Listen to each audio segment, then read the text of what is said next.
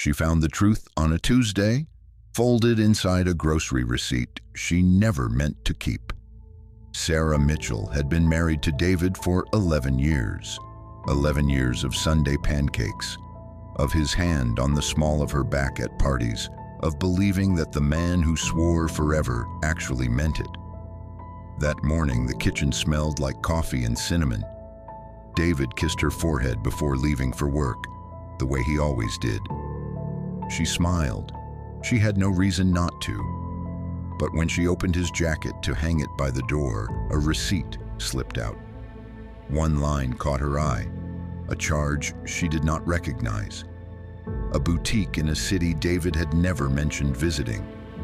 At first, she told herself it was nothing, a mistake, a client dinner billed wrong. Then she checked their joint account. $80,000. Gone. Not all at once, quietly. In transfers small enough to look ordinary, spread across 8 months, routed through an account she had never seen. David had not stolen from a stranger. He had stolen from the woman who paid his mother's medical bills, from the woman who delayed her own career so he could take the promotion in Hartford. That night, she lay beside him and listened to him breathe. She did not confront him. She did not scream. She opened her phone and photographed every page.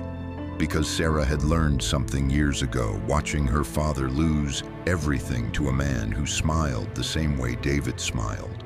Rage makes people careless. Patience makes them visible. For 6 weeks, Sarah became two people. At breakfast, she still laughed at his jokes.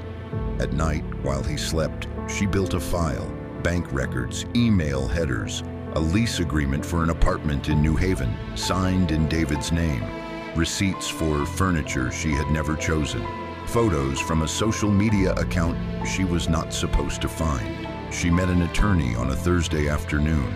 The woman did not offer sympathy. She offered a timeline.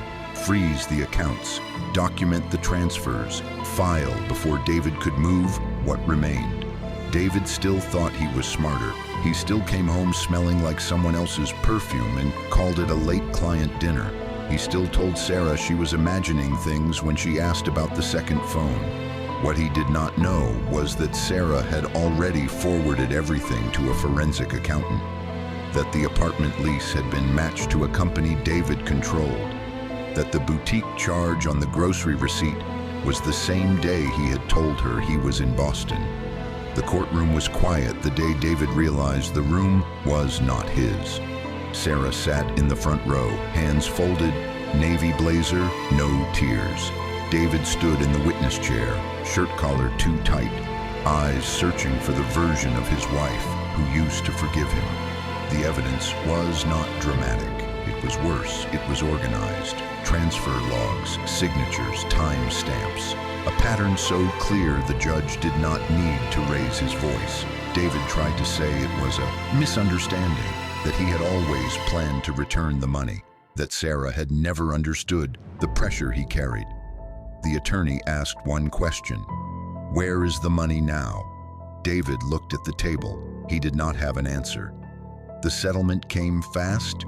The accounts were frozen. The apartment in New Haven was seized. David's firm was notified. The promotion he had bragged about for months dissolved into a resignation letter he was told to sign. Sarah walked out of the courthouse into winter sunlight and breathed like someone who had been holding her breath for 11 years. She did not celebrate. She did not post online. She drove home, made tea, and opened a new account in her own name. Some betrayals are loud. This one was quiet, and that is why it almost worked. But Sarah Mitchell did not build her life to be stolen in installments. If you have ever ignored a small receipt because you were afraid of what it meant, you already know how this story starts. Subscribe. The next betrayal is worse, and this time she does not wait 6 weeks.